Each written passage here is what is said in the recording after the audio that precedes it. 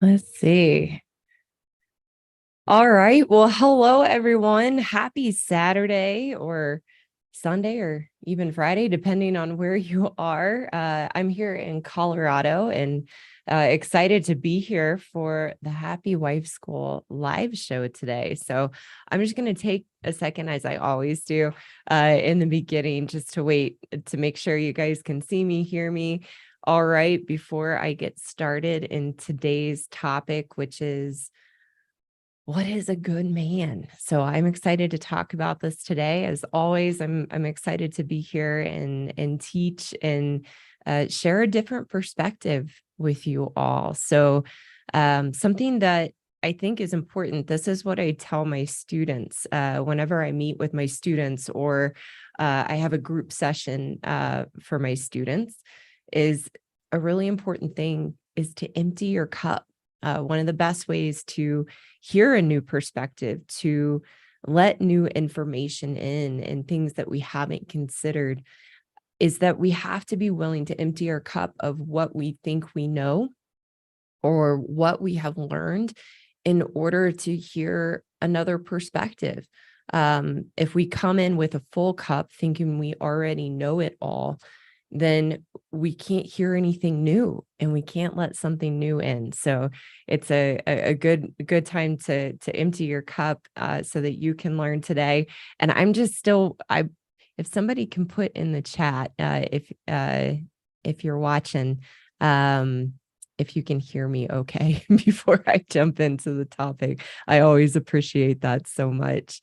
So I'm just waiting a second. Hopefully my chat's working okay.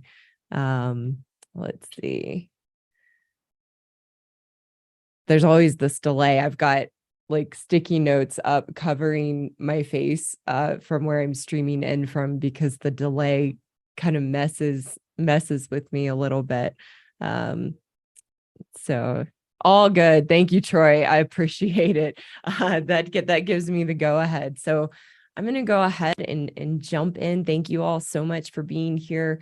How I do these lives is I will teach on a topic for a little bit, and then I will check out the chat and just see if there are any questions or any comments that would be good for me to address. But I like to kind of go through each segment and then take a look at the comments. So the first topic that we are getting into today is what is a good man? And then the next topic that I want to get into today is personal integrity and why personal integrity is critical for us as women to make a value and to make important to us in our marriage and in our lives. There are often comments on my videos when I talk about accountability or talk about personal integrity that accountability is like kryptonite to women. And I want to talk about that and talk about personal integrity as a path to being happy and a path to having a happy marriage. So that's where we're going today. And let's get started with the first topic. What is a good man? So the reason that I want to talk about this is a question that comes up often on my videos because my message is meant for women married to good men and for good men married to women. That's who my message is for. That's who I'm speaking to in my videos. And so a question that comes up a lot is, well, what is a good man? And I see it from time to time from women. How do I know if my husband's a good man or what is a good man?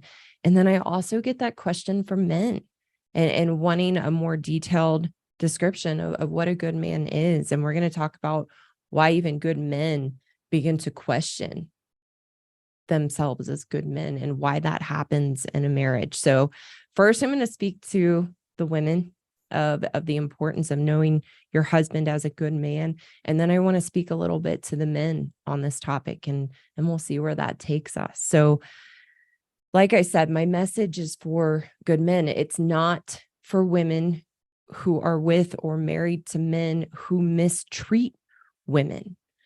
That is what I call bad boys. So men who are manipulative by nature, conniving by nature, disrespectful of women, those are what I call bad boys. And that's not who my message is for, is not for women with bad boys. And how I like to define a bad boy in a very simple way that helped me and has helped the women that I have worked with is that the bad boys are the guys that our dads warned us about growing up. They're the ones that our dad or a man looking out for us in our lives warned us about, to not be involved with bad boys. They are also, and this is my experience too, they are the guys that when we were younger, we found irresistible. And even though we knew better, we couldn't stay away from them. They were the ones that lived life fast, were incredibly charming, charismatic, very hot and cold. And my first 3 or 4 relationships with men were with bad boys. And for as women, we want to know, because that's a reflection of the lack of value that we have in ourselves, that then we seek out men who will treat us poorly because that's how we feel about ourselves on the inside. It's a reflection of the relationship that we have with ourselves. And so for women, you can know that your husband is a good man in one of 2 ways that I like to teach. The first is that you have to slow down to remember the man that you married, to slow down and remember the man that you married, that you wanted to spend the rest of your life with, who you found kind and thoughtful and generous and a good man to settle down with and get married to. Because what happens for us as women is because, and I'm going to get into this more in the second segment of today's show, but as women, when we are unhappy in ourselves and we don't feel good about ourselves on the inside, and I posted a video this week from my live show last week, when we're stuck in our own internal emotional chaos and low emotional intelligence, we project how we feel about ourselves onto our husbands. And it's our internal experience of ourselves, of how we feel about ourselves, that shapes the lens and perspective through which we see our husbands. So what happens over time in that projection is we lose sight of our husbands as good men, because we are living in a false reality that we have created through the own experience we have of ourselves. So the very man that we married, that we thought was loving and kind and that we wanted to spend the rest of our lives with, through our emasculation of them, making them wrong and bad and shaming them because of how we feel about ourselves, begins to completely skew how we view and perceive them. And we begin to see them as irresponsible, as distant, as disconnected, as not caring about us, as that they don't care about the relationship and we're the only one doing any work, which is not true. And our own internal experience of ourselves clouds our ability to perceive our husbands as who they truly are, as good men. So the first way to know your husband as a good man, again, is to slow down and remember the man that you married. The second way to know if you're married to a good man, and most women are married to good men, if you are a nice person, chances are you married a good man. But another way that women can know that they are married to good men is if you believe, and I think that word believe is very important. It is a belief that if you believe and complain that your husband is too predictable, boring, that you can't have deep, stimulating conversations with them, that the passion is gone in your love life, and that's your projection and perception of your husband, you married a good man. Typically, as women, when we decided that we were ready to get married, or our biological clock was ticking and it was time to settle down, we stopped being involved with bad boys and we picked and married a good man. That's generally what happens. And so the reason that it's so important, and we're again going to get more into this in the second segment, but the reason it's so important for women to know that you are married to a good man is because it means that if you are unhappy in the relationship and your husband has become distant and disconnected and pulled away from you, which is what happened for me in my marriage, that as you change, that as you as the woman change and you become happy in yourself and you begin to feel good about who you are on the inside, then that changes the lens and perception of which you see your husband. And you begin to see him as the good man that he is. He re-engages in the relationship, and you can begin to have a dance together and grow and learn through the marriage. And that's what I teach good women, or that's what I teach women how to do. When we are emasculating, that was a big misspeak that I just had. As women without accountability, without personal integrity, in our emasculating ways, we are not good women.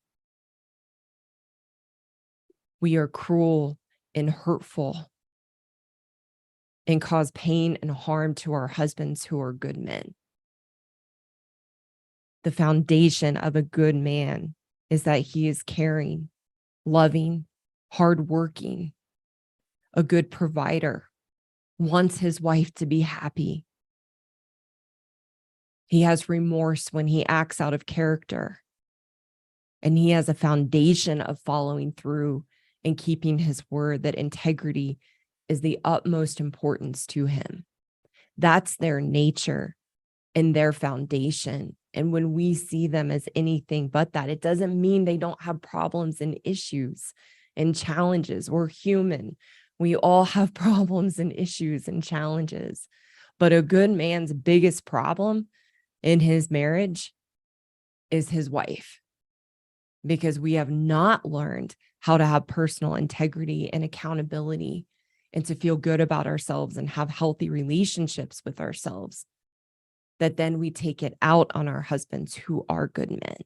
So like I said, I'm going to get more into it for the women today in the second segment of why it's so important to know your husband as a good man, and then what your responsibility is to work on and change within yourself. And now I want to talk a little bit to the men who are questioning, am I a good man? Or what is a good man? How do I know if I am a good man? And the reason that that happens for good men, that they lose sight of who they are and being hardworking and loving and kind and in integrity, is that the emasculation of his wife works to do just that. It causes a good man to disconnect from his nature and the truth of who he is. So one of the first things that I do when I work with good men is have them to slow down and define themselves, to slow down and reflect and define themselves as good men, because they lose sight of that based on what their wives make them believe about themselves through the shaming, through making them wrong, through weakening them. Good men begin to doubt who they are, and they lose sight of their nature and who they are as good men. And so he has to reconnect with that in himself, which is often why he finds himself questioning who he is because that's what the emasculation does. So a good man in a relationship with a woman or in a marriage with a woman is either blind to the emasculation happening, because as good men, it's not in your nature to be shaming and make others wrong and weaken them. So it can be very, very difficult for you to spot your wife's emasculating ways. And I would recommend you watch my video if you haven't already, the 10 clear signs of emasculation. But because a good man doesn't have those qualities in him, he can't spot it. And as women, we can be very covert in our emasculating ways. And as I've said many times before, women are emasculating on a spectrum. And you can even think of like a bell curve. And some women are on the high end and highly, highly emasculating. Some women are on the low end of being emasculating. And the majority of women, as with most things in life, fall in the middle. And so a good man has to be shown how he's being emasculated, his wife's emasculating behaviors, because he can't see it. Or if he does see it and he has some understanding of what's going on, he doesn't know what to do about it or how to navigate it or how to overcome it. So a good man first has to see that he has been a victim, a literal victim to his wife's emasculation. Because the emasculation is emotional abuse. And once a good man sees that, then he has a choice. And the key is for good men is to not get trapped in being a victim to your wife's emasculation or to women's emasculation. Once you see you are an actual victim of it, then you have a choice and you take responsibility of whether you want to stay in the relationship and learn to navigate it. And I'll talk more about that in a moment. Or you choose to leave and take responsibility for your choice to leave. The key is to not sit in the anger and the inability to do anything, because that makes us victims. That something is being done to me that I don't have control and power over. The key is, in order to take responsibility, we have to, or good men have to look at, what is it in me? What's the weakness in me that allows my wife to emasculate me? Because then that is using the emasculation, as I've taught and talked about before, as a gift to be exposed to the weaknesses and limitations within yourself. So you use the emasculation as a way to become strong and confident in yourself, in a way that I thought would be good to talk about today. Is as I've started my YouTube channel and seeing other influencers and creators on YouTube who maybe speak about similar ideas that I speak about, is I'm being exposed to this whole new language. It's really fascinating on YouTube. There's this whole language and jargon that I hadn't been exposed to before. And it's been interesting to learn and then take it and understand it through my perspective, and what I live in my life and what I teach women and what I teach good men. And so the language that I've been exposed to recently, which has been interesting, are these concepts of, which I've heard of an alpha male before, but I hadn't heard of the other categories or labels that a lot of people in the red pill space on YouTube use. I hadn't been exposed to before, such as a beta male or a sigma male. And so I thought that this would be a good way for good men to understand the personal growth journey within a marriage to a woman who is emasculating. If you'd make the choice to stay, what the journey is ahead of you. So alpha men, what I see being taught in the red pill space from alpha men to good men, what good men want to understand is that that will never work. Alpha men look at relationships with women as a power struggle, and that they need to overpower a woman's emasculating ways. And an alpha man is always going to be able to out connive and out manipulate a woman and her emasculation. That's in their nature. It's not good or bad. It's not right or wrong. But an emasculating woman with an alpha man is always bringing a knife to a gunfight, because the alpha man will always overpower a woman, even in her emasculating ways. And so we can look at some examples of alpha men. Andrew Tate is an example of an alpha male. Michael Jordan is an example of an alpha male. Donald Trump is an example of an alpha male. And what good men want to understand, if you're trying to take that advice from an alpha male, is that it's not going to work for you to regain your confidence and your sense of masculinity and your sense of being a man. Because again, it's not in a good man's nature to be an alpha male.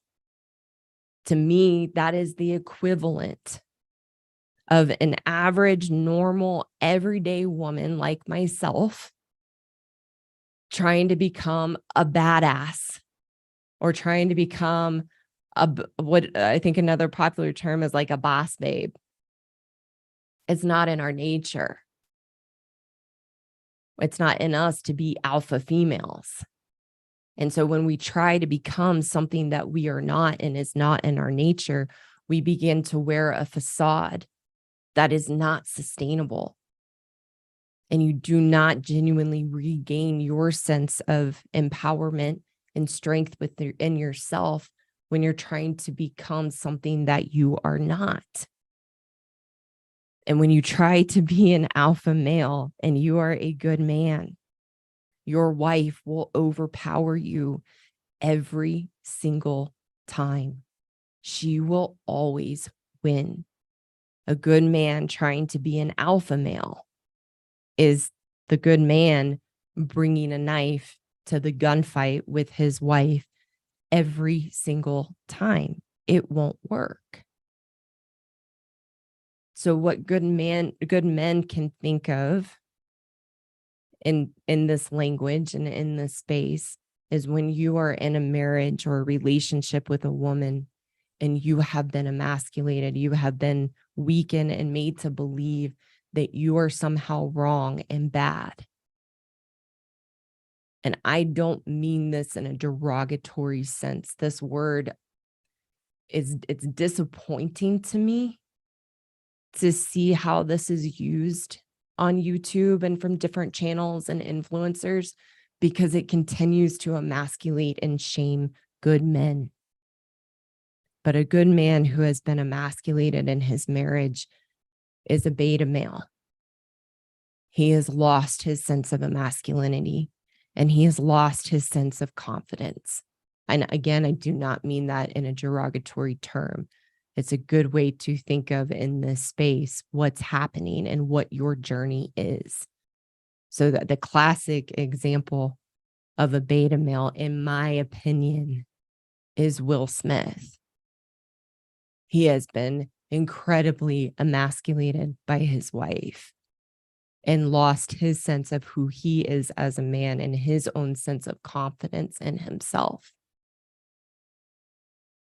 And so a man in that position, and what would be called in this space a beta male, the journey for you is to not become an alpha male, because again, that will never work. The journey is to become what is called in this space a sigma male.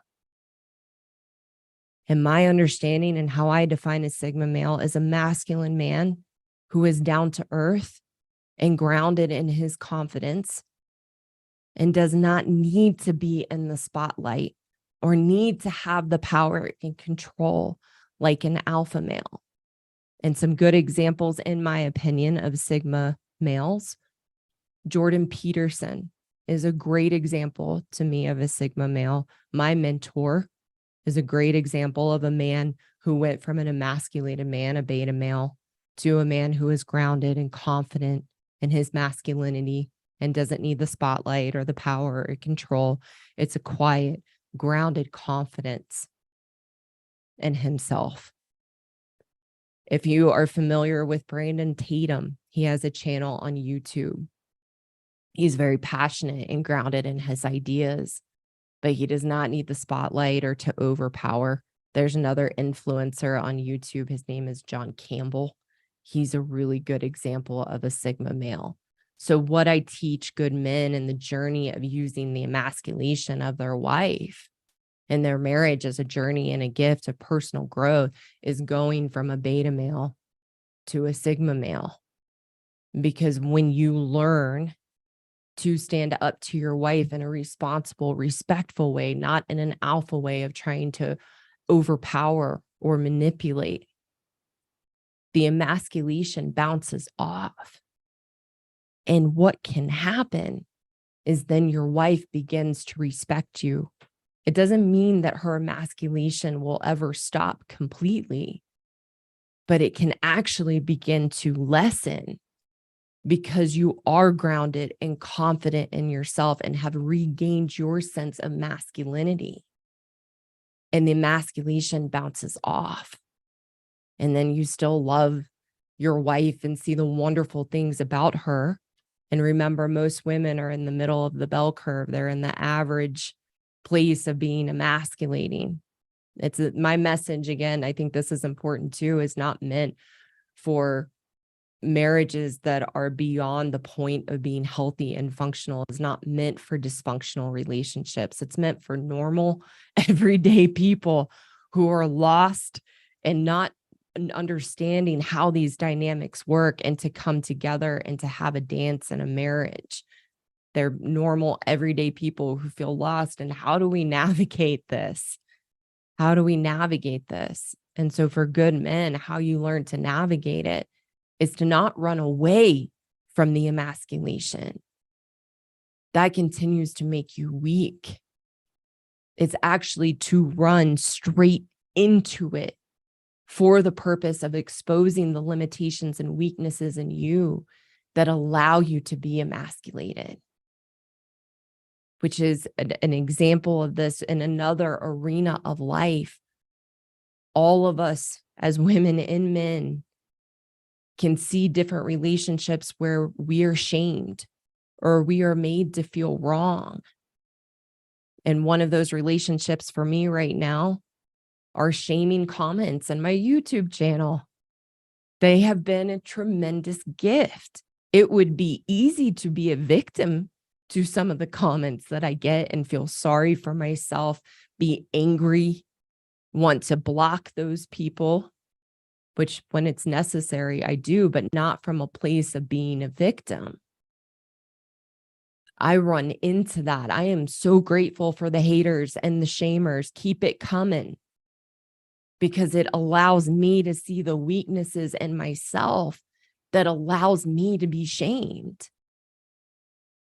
so that I can grow and I become stronger in myself. And then what happens over time is the shaming doesn't work anymore and it bounces off and I can actually laugh at it. And then I'll get a comment that it's like a knife to the heart because I am a good, nice person and it hurts, but it's not that person creating that hurt inside of me. That hurt was already there. And the shaming comment brought it to the surface so I can see what's the weakness in me that I'm giving my power away to this and feeling hurt and wrong and bad in myself. And it always exposes a crack in my foundation. And then I can do my work through it. And then it bounces off. And then it's great to see my growth because then sometimes I'll see a comment, I just laugh at it because I know that's not who I am. So it's the same journey for a good man in his marriage. Once you know who you are as a good man, there's nothing your wife can say or do that causes you to waver or question that in yourself. When you're grounded in knowing who you are as a good man, it bounces off and you recognize that's her stuff. That's not me. Who she's telling me I am right now isn't me. because you're grounded in yourself and confident in yourself and your masculinity. And to me, that's the example of a Sigma male. But trying to do what an alpha male teaches is never going to work for a good man, because that's not in your nature. Your nature is you do want integrity, and you have care, and you're loving and good natured, and you see the wonderful things about your wife, and it's not in you to want to overpower somebody or to be narcissistic. And so your journey is to have a grounded confidence in yourself and regain your masculinity through that journey. And what you have to recognize, if you question whether you are a good man or not, you have to slow down and remember who you are. And so I wanted to share, just to wrap up on this segment, I have a few examples from men I've worked with of how they describe themselves as good men. And I won't read through every one of them. I just want to read the similarities. I genuinely listen and care for people. I'm strong-willed and driven. I'm hardworking. Integrity is my most important value. I'm kind and caring. Another example, I'm kind. I want to make my wife happy. I work hard and provide. I'm considerate and good nature. I would never leave someone in the lurch. I am very empathetic. Another example, I work hard. I care deeply about people. I care deeply about my family and being a good dad. I am kind, courteous, and respectful. I have empathy. Personal integrity is very important to me. Are you hearing the themes? And these are all just everyday normal men. I think one of these is from a surgeon. Another is from a guy in tech. Another is from a hockey coach. Just normal everyday guys. I prioritize my children and being a good dad. Integrity is one of my founding values. I am kind, loving, and caring. And they don't know each other. They didn't do these at the same time. This is the nature of a good man. And so a man's journey is to reconnect with him, reconnect with his nature and himself as a good man, and using his wife's emasculation to regain his confidence and sense of masculinity, and not being a victim to it. So we use it as a gift. So that's what I wanted to talk about for this segment. It's always, I'm going to take just a quick peek at the comments to make sure you guys are still there. And if there's anything that would be helpful. Hi, Mona. Thanks for being here and always reminding me, please like the video and subscribe to my channel if you haven't already. And seeing if there's any questions in here. Yeah.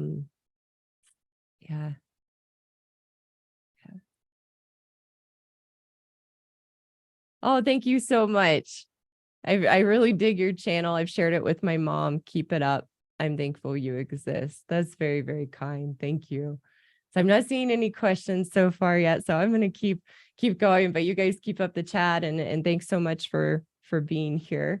And on that note, with that comment, before I get into the next segment, this comment comes up quite a bit in my videos as well, is that mothers can be just as emasculating, if not more emasculating, than a good man's wife. And so that is a journey as well. And that's I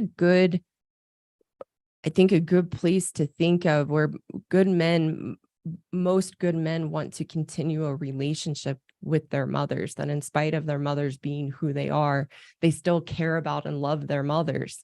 And so that is another wonderful relationship for a good man who has been emasculated, to learn to find his strength and regain his confidence and sense of masculinity, is in his relationship with his mother. And I do plan to do a video on that very soon. I'm not going to get too much into it today, but that's a good example of another relationship you're choosing to continue and be in, to grow and learn. And eventually the emasculation of your mother can bounce off. And that's a wonderful journey for men as well. So I wanted to say that because that's an important relationship for good men to consider too, where you might be being shamed and made to feel wrong and bad. So next topic. So I want to talk about something. This is for the women and good men. I hope you stick around too. What I'm going to talk about is the most important thing that I teach women.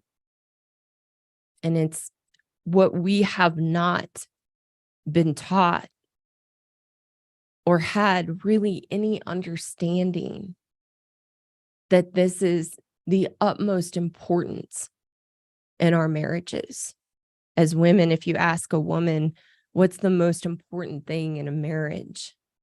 A woman will say trust, communication, intimacy. And from a woman's perspective, we put the responsibility on our husbands to provide those things to us. And if we feel that they are not, then we blame them for the experience of ourselves and our relationship. I live in my marriage and teach other women something very, very different. That the single most important quality and contributor to a healthy, happy marriage is not any of those things. It's not communication. It is not trust. It is not intimacy. Those things fall under the much bigger umbrella that is the most important thing for us in a marriage, which is personal integrity. And what makes us different than good men is that it is not the foundation of who we are as women. If you ask a good man, what's the most important value to you? Most will answer something along the lines of personal integrity or following through with my word or being the man I say that I am and keeping my commitments. As women, that is not the foundation of who we are. It is not anything. Personal integrity is not anything that we have ever considered or thought that we need to have a healthy marriage or healthy relationships with each other. And I was the same. Personal integrity was not a part of my vocabulary in terms of what made a happy marriage, and the most important ingredient from me as a woman for a happy marriage with a good man is personal integrity. I had no concept of that.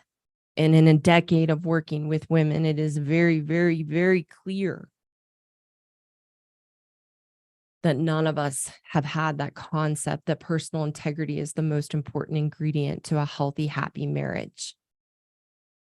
And so how I define integrity is that integrity is being the person you say you are, even when no one is looking. Personal integrity is being the person you say you are, even when no one is looking. And I would say, especially when no one is looking. It's who we are behind closed doors. It is also, and this is very important, it is also who we are on the inside. Our thoughts, our intentions matter. As a woman, I thought that I could wear a facade of being nice and agreeable and cheerful and bubbly for people to buy into that that's who I was, but I had no concept that who I was on the inside and my intentions and who I was behind closed doors mattered. And as women, we will wear a facade out into life to work with our friends, with our family, sometimes with our family, sometimes not, but definitely with work, mostly with our friends or women that we want to impress and look good in front of. We will wear a facade of having it together, being stable and nice. And then we get home to our marriages and we get home to our husbands. And we let the absolute worst side of us come out, whether that is overt and outward towards our husband or it is covert in what we're thinking and who we're being on the inside. And so as women, we have to make a choice that personal integrity is important to us, that it's a standard that we want to hold ourselves to and to live by, to be the person that we say that we are, and to show up and do the things that we say we can do, which means when we are in our marriages, following through to be the person that we say that we are. And I feel very, very, very blessed that I had a mentor who helped me see I had no personal integrity in my marriage and no accountability to who I was and what that was doing to my husband, who is a good man, what that was doing to my marriage, and what that was doing to my relationship with myself before making the choice that I wanted to be a person of integrity, to follow through with my commitment to myself and my husband and the other people in my life, to be on a path and a journey of growing into the best version of myself. I didn't follow through with anything. And the key is I couldn't follow through with my word to myself. I was constantly making empty promises to myself, saying that I was going to change something about me, whether that was something with how I was eating and getting in shape, or being nice to my husband and following through to treat him with respect, to just stopping poor habits. I would say I was going to change something, and then I never followed through. And women, if you're honest and are honest with yourself, you know this about yourself as well. And the fascinating thing, if we slow down to think about it, if we cannot keep our word to ourselves, to follow through and be who we say we are and do what we say we're going to do, how can we follow through to keep our word to our husbands or to the other people in our life, to be who we say we are and to do what we say we're going to do? It's impossible. So personal integrity starts with you and the relationship you have with yourself. And the key about personal integrity is that it can't be something you do to look good and to give the impression of the kind of person that you are. Personal integrity, to develop personal integrity and accountability, only works when you follow through to be who you say you are for yourself. Because as long as you're doing it for other people or to look good, it will be a facade and not a true expression of who you are. It has to be something that you do for yourself, that you make important to you because of the kind of woman that you want to be. The purpose of why I created my channel, the Happy Wife School, is to teach and help other women evolve, to know who they truly are as women, and to express themselves as real women, women of integrity and character. And I define the happy wife, or not the Happy Wife School, but I define a happy wife as a woman who embraces her role of being a wife, to grow and learn about herself and to feel good about who she is. And then your husband gets the benefit and your marriage gets the benefit. But the only way for it to be what I call clean and without a hidden agenda or expectations for something back in return is that you have to do it for yourself. It's a standard and a character and value that you want to hold yourself to of who you want to be. And it's not anything, like I said before, that we've slowed down to look at in ourselves. And so when we are out of integrity and we don't follow through with ourselves to be the woman that we say that we are, what happens? Here's why it's a problem and an issue in our marriages and our whole lives, but we're focused on marriage. The problem is we don't feel good about ourselves. So some examples of when you are out of integrity in your marriage: always needing to be right, being emotionally volatile and moody, being defensive, being controlling, nagging, shutting down and being the ice queen. Those are examples of not being the best version of ourselves and being out of integrity with who we are. And what we can't see or haven't known to see is that when we show up in those ways, nagging, controlling, needing to be right, bitchy, emotionally volatile, it is hurtful and emasculating and cruel to our husbands. But it is also incredibly cruel to ourselves, because when we act out in those ways, we don't feel good about who we are. And when we don't feel good about who we are because we don't follow through to have personal integrity, what happens is we take those negative feelings we have about ourselves and we take them out on our husbands. And what we need to understand, which I've talked about before in some of my other videos, is that our behaviors have consequences. When you treat your husband poorly and you are out of integrity with yourself and not being who you say you are, those behaviors have consequences in your marriage, where your husband will pull away, he will become distant. He might try to defend himself and yell or fight back. And what we have to see, that is in response to who we are being and how we are showing up in the marriage.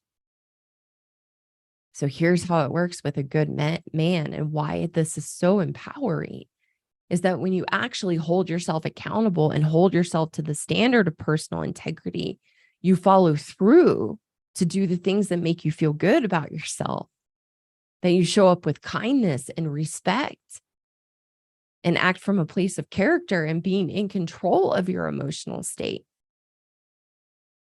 Then your husband responds to that because he's a good man. And as I was sharing in the first segment of today's show, his nature is integrity. It doesn't mean that he's perfect and that he never does anything out of integrity or out of character.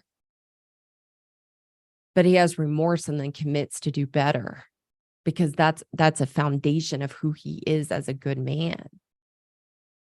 So when you show up with integrity and you're feeling good about yourself, that is what gets reflected back to you in your marriage to a good man. And you feel really good about yourself. So the key is to develop personal integrity is the ability to be slowed down in yourself and have self-awareness, to internally ask yourself, what kind of woman do I want to be? Do I want to be a woman who's moody, bitchy, controlling, manipulative, nagging, shames my husband and makes him feel wrong and bad about who he is, who never changes and follows through? Or do I want to be a woman whose word means something, that I can see my mistakes and make a commitment to follow through and change, that I can develop high emotional intelligence to be in control of my emotional state, and match and show up genuinely and with kindness and care, like my husband, who is a good man, is a question we ask ourselves, and then following through to have the actions and behaviors to have personal integrity. And it doesn't mean that we're perfect. Like I said, I've made personal integrity the utmost importance to me in my life and in my marriage. I am not perfect. I am not perfect. But to me, integrity always means walking in life with the self-awareness and commitment to catch ourselves when we are out of integrity, and then making a commitment to follow through and change and become better, and to continue to evolve into the best version of ourselves. Personal integrity is not a place that you get to and you arrive to and you're there. To me, personal integrity is a very deliberate and conscious act to self-reflect and to see where we are out of integrity, so that we can make the changes to be in integrity with ourselves and have the character that we say that we want to have. And it is in that path that we can actually become a good woman and be in control of our emotional state, see our husbands for the good men that they are, and then have a happy, healthy relationship with ourselves and a happy, healthy marriage. But without personal integrity as the standard that you hold yourself to in your marriage, of being who you say you are and being accountable to yourself and your own words and actions and behaviors, and also what's happening on the inside. Because here's the thing, you can have a smile on your face and have the facade of being nice and caring and being in control of your emotional state, but a good man is very sensitive. Meaning a good man is sensitive to what's happening. He might not totally understand, but my husband always feels when there's something not matching up with how I'm showing up and what's happening on the inside. And he is a man that's taken that journey to go from beta male to sigma male, and is on that journey in himself, and has become very strong in himself and regained his sense of masculinity and confidence. And he will call me out, that something's off. I feel what's going on, because he can feel when what I'm presenting outwardly is not matching up with what's going on inside of me. So personal integrity is taking responsibility for our words, our actions, but also what's happening on the inside of us, that actually matters. And that becomes the umbrella, the overarching umbrella for all the other healthy components of a relationship, like trust, communication, intimacy. Without personal integrity with ourselves, we will never have those things in a relationship or a marriage. And personal integrity is the best path to being happy, which I define as feeling good about who you are and having a healthy relationship with yourself. When you have personal integrity and you are committed to being the best version of yourself and continuing to grow into the best version of yourself, you will be happy, meaning you feel good about who you are. You only want to be you, and you only want the life that you want. And the cherry on top, if you are married to a good man, is you will have the most beautiful, wonderful marriage that you could ever imagine. I think that does it. I think that does it. That's what I wanted to talk about today. I'm going to take a glance through the chat just to see if there's any questions or anything that would be good to share. Oh, by the way, Karen, this just popped out, so I'm going to read it. I started reading the Care and Feeding of Husbands book you had mentioned before, just to see what a good wife is supposed to do. The Proper Care and Feeding of Husbands is a wonderful book for good men to know what is reasonable for how you should be expected in a relationship and a marriage. And it also points out, it gives men the inside scoop of what is not acceptable and what is not reasonable, and it validates your experience. And for many men who have read that book, it's like, oh my gosh, I'm not crazy and I'm not alone. So good for you. um oh, thanks, Karen. Your words are so helpful, more than you know. Thank you so much for being here, Stevio, and for your comments and being so engaged um through the live today. It's funny, I find women who do yoga stray from good ordinary men. They're striving for enlightenment while their husbands are laying bricks. That's an interesting comment. No, and then he asked about, do I still teach yoga? No, I do not. So that used to be my path. I was a yoga teacher and I did all the woo woo.